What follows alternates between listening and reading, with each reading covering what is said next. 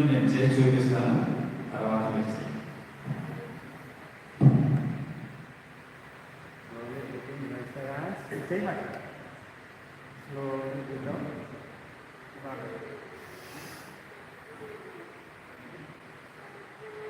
లేచేటప్పుడు కూడా ఇలాగే చేయాలి.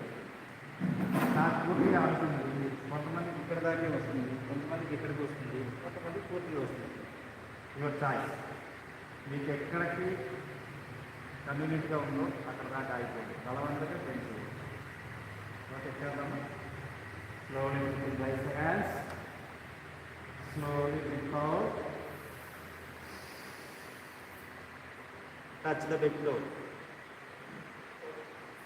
1, 2, 3, 4, 5, 6, 7, 8, 9, 10. Slowly breathe తీసుకుంటూ హ్యాండ్స్ రైట్ చేయండి.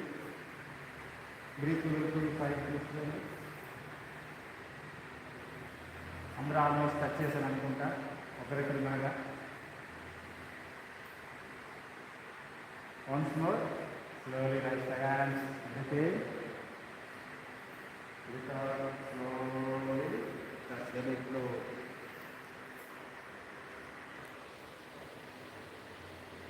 1, 2, 3, 4, 5, 6, 7, 8, 9, 10.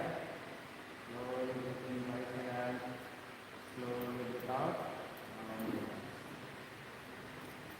దీని బెనిఫిట్ తెలుసా? ఎవరైనా చెప్పగలరా?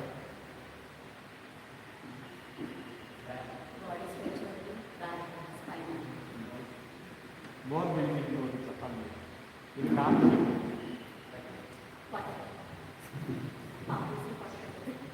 ఇది common benefit. Spinal cord stretch అవుతుంది, బాడీ స్ట్రెచ్ అవుతుంది, ఇవన్నీ కామన్. దీనికి మోర్ బెనిఫిట్ ఉంటుంది పర్టికులర్గా. దాన్ని చెప్పండి.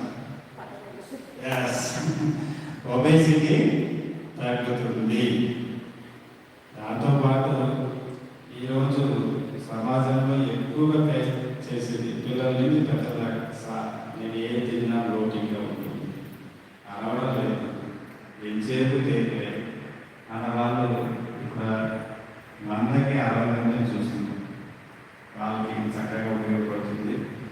డైజెషన్ సిస్టమ్ మీద బాగా ఉపయోగపడుతుంది ఆసనం. రోజుకి 3 to 4 times చేస్తే ఈ కంప్లైంట్ నుంచి చాలా వరకు ముక్తి పొందవచ్చు. నెక్స్ట్ త్రికోణాసనం. ఇది కూడా నేను ముందే బెనిఫిట్ చెప్పేస్తాను. ఇది కూడా ఒబేసిటీకి నంబర్ 1 ఆసనం.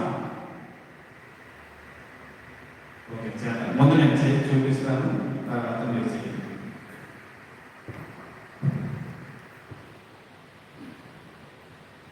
ముందు అటెన్షన్ నేర్చుకోండి.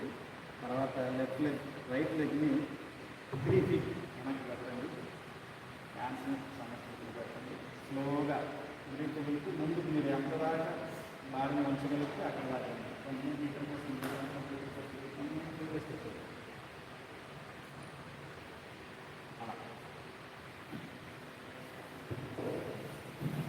సమస్థితి.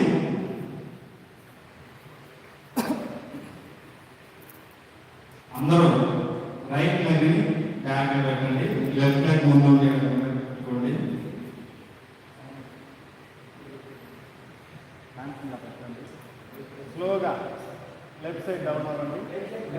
బ్రీత్ వదులుతూ లెఫ్ట్ సైడ్ డౌన్ అవ్వండి. మీ రైట్ హ్యాండ్ పైకి చూడండి, వీలైనంత వరకు పైకి చూడండి. 1, 2